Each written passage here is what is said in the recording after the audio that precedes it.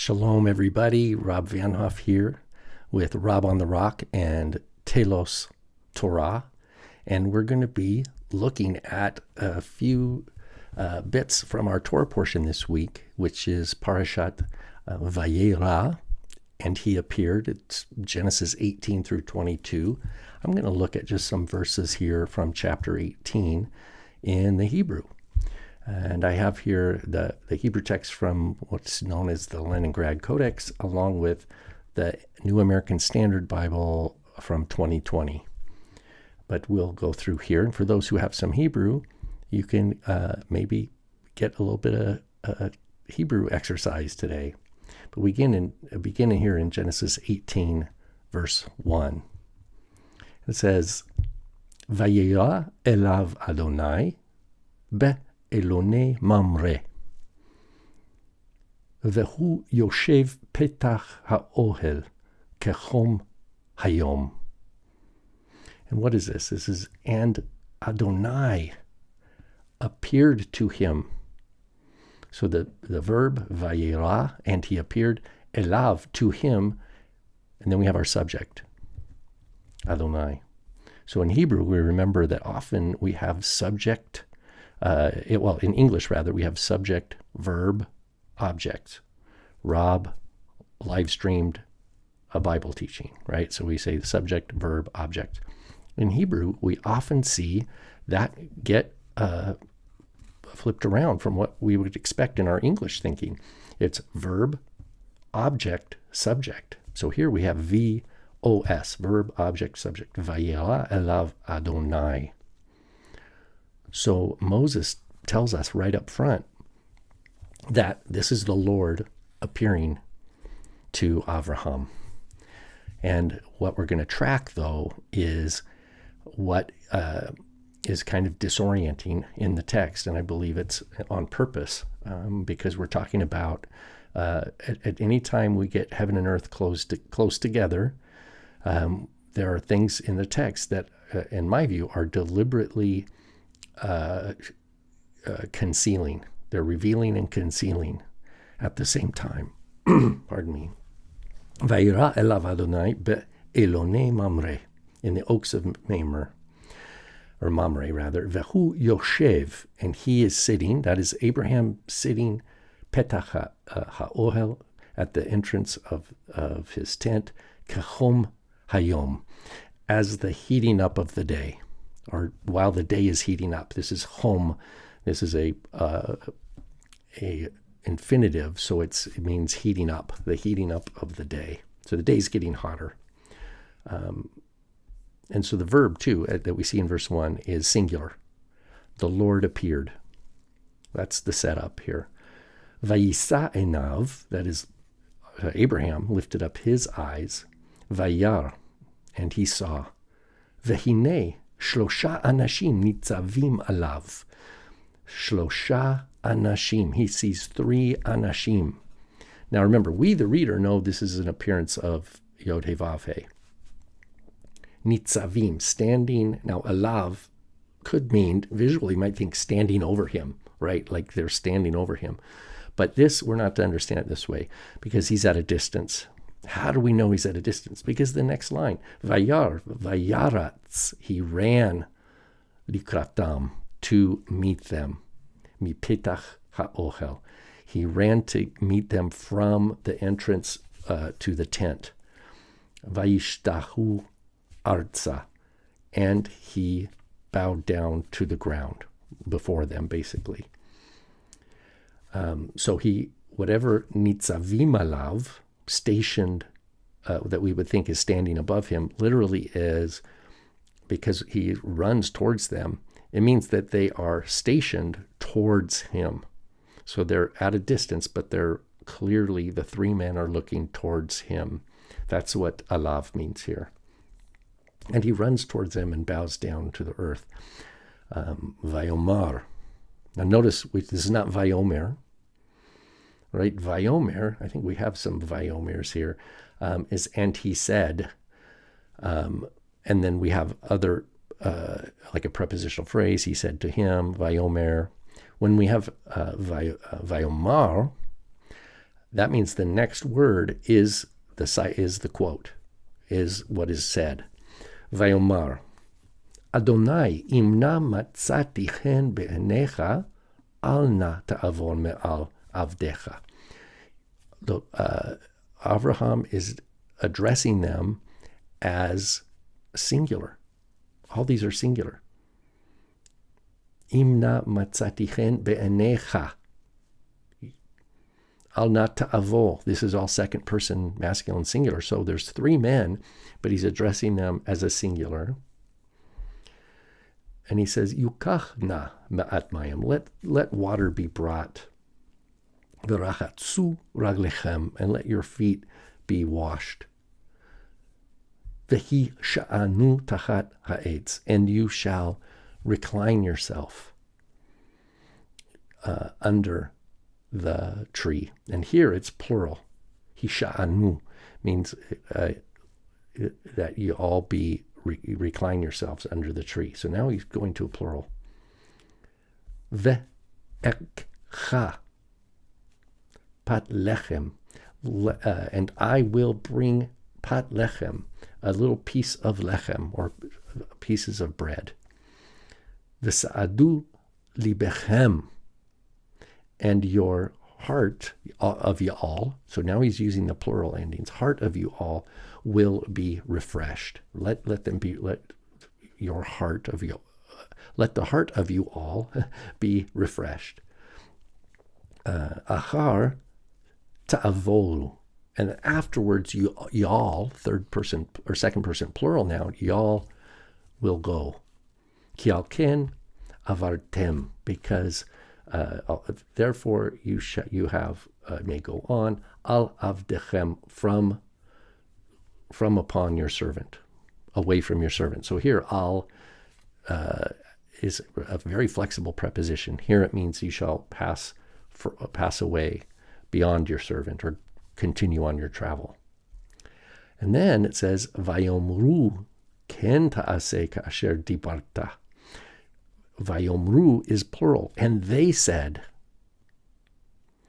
So this is what I'm talking about, how the scripture, Moshe conceals whenever we have a revelation of where some sort of theophany or God getting near, that we particularly see this at the revelation of Mount Sinai of the Torah, but here we see it also.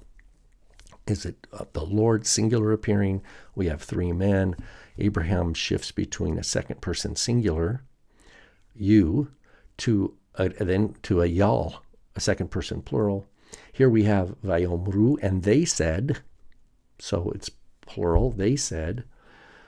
And then it goes on, and we see more Abraham interacting. He's talking to Sarah, he's preparing all this, he's running back and forth.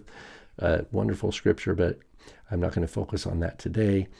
Verse 8, Abraham vaikach chema v'chalav, he took the curds and the milk, uven habakar, and the calf, asher asah, which he had prepared, vayiten lifnehem, and he set it before them, plural, V'hu omed alehem, and he stood alehem. Again, is this over them? I think it just means he stood next to them.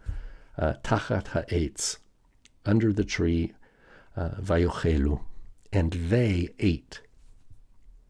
So again, they, and at the very end of verse 9, vayomru elav, and they said to him, Aye Sarah ishtecha. Aye Sarah ishtecha. Where is Sarah your wife? Vayomer hine va'ohel. And he said, behold, in the tent.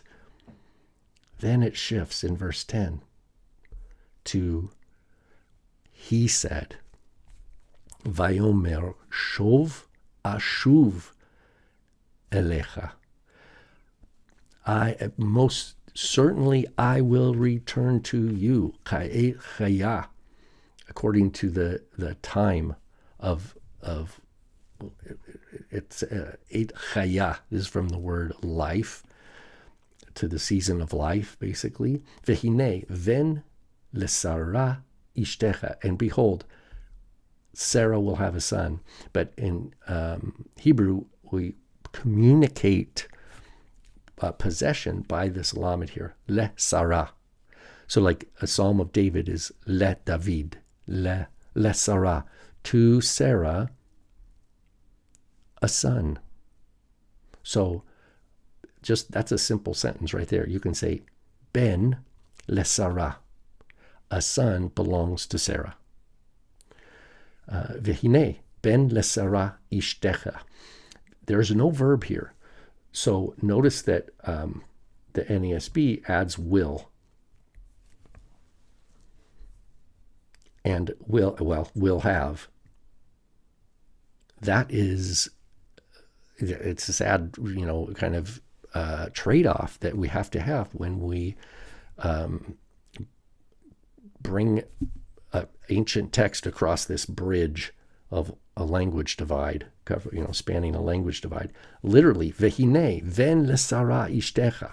And behold, Sarah, your wife, has a son. It's present tense in the Hebrew. Behold, a son is to Sarah, your wife. It's that simple. Now, English says, well, wait a minute. Time, we can't really say that because it doesn't happen yet. So we have to say will have a son. But I'm telling you, the will have is an interpretive, explanatory phrase. It's not right from the text. V'Sarah shoma'at petach ha'ohel v'hu acharav. And Sarah hears. Sarah is listening, basically, because shoma'at, that's participle. That also is present tense. Sarah is listening from the door of the tent. So, again, we have this shift between plural, the three men, they do this, they said this, and then we have the singular, he said. And as we continue on, we learn that Sarah laughs, etc. But look at verse 13. Vayomer Adonai el Avraham. The Lord spoke to Abraham. Lama ze zachaka Sarah. Why is it that Sarah laughed? Lemor ha'af umnam eled ve'ani zakanti. Umnam, shall I certainly give birth? And I am old, I am aged. Ani zakanti. And then verse 14. Hayipale me'adonai davar. I love this phrase. Hayipale me'adonai davar. This is an important question for all of Scripture, not just here. Hayipale. For those who've done some Hebrew, this is a nifal, imperfect, from Pe Lamed Aleph. Pele. Wonderful. Right? From Isaiah 9. He shall be called Pele. Yoetz, right? Wonderful Counselor. Sar Shalom, right? Etc. So it's from that same root, to be wonderful. And in the nifal, imperfect, Yipale. Is it wonderful? And it's at Yipale me. So when we have the preposition min after it, which here is attached to the name of God, it means too wonderful. Is it overly wonderful? And then the ha at the beginning, the he with the compound shva, so it's a shva plus a patak. That's what we call our interrogative. Hayipale me'adonai davar. Davar just means thing. Is a thing, and we could translate that anything, is a thing too wonderful for the Lord? And so I think that's a great I should scroll and we'll see what. Verse 14. Is anything too difficult for the Lord? La moed ashuv elecha. At the moed, at the appointed time, ashuv, I will return to you. Ka'et chaya ulasara, then. Sarah has a son. Same thing here. And Sarah has a son. And to Sarah, a son. Awesome news. She hasn't even conceived yet. They haven't even conceived yet. And he says she has a son. That's why Isaac is called the child of promise. And that's why Paul in Galatians, he says that we believers are children of promise like Isaac. Why? Because we're born from above. We're born because God says we're going to be born. Sarah has a son. A year in advance. Oh, by the way, and this is what you're going to call him. And he belongs to me. Right? As we see at the end of our Torah portion, chapter 22, you're going to offer him as a burnt offering. What's an olah? It's an offering where the offering is conveyed completely over to the Lord. And there's no benefit for the offerer, no material benefit for the worshiper. It is a complete acknowledgement that something is entirely God's. The olah of Genesis 22 means Avraham severs any of his earthly hopes and attachments, fears, desires to control, desire to protect, you name it, of Isaac. And he completely, wholeheartedly, 100% gives in his heart. And that's super important for us to learn. If we continue on, we see in verse 16, Vayakumu mishama anashim. And the men got up and left from there. So again, we have the anashim. And then it says, Vadonai Amar, and the Lord said. So the Lord's still there speaking to Avraham. And I'll do another video on Telos Torah going over this verse here. But again, verse 20, Vayomer Adonai, right? And the Lord said. So again, it's the Lord singular. Verse 22, Vayifnu misham ha'anashim vayelchu Sodoma. And the men, again, got up from there and they went towards Sodom. V'Avraham odenu omed lifnei Adonai. And Abraham was still standing before the Lord. So we have this difficulty in the text, again, between the singulars and the plural. Is it three men? Is it the Lord? Well, guess what? Just to wrap up this particular live stream, just to go to the first verse of chapter 19, where it says, Vayavo'u shnei ha-melachim Sodoma ba'erev. And now two messengers, right? And the two messengers came towards Sodom in the evening.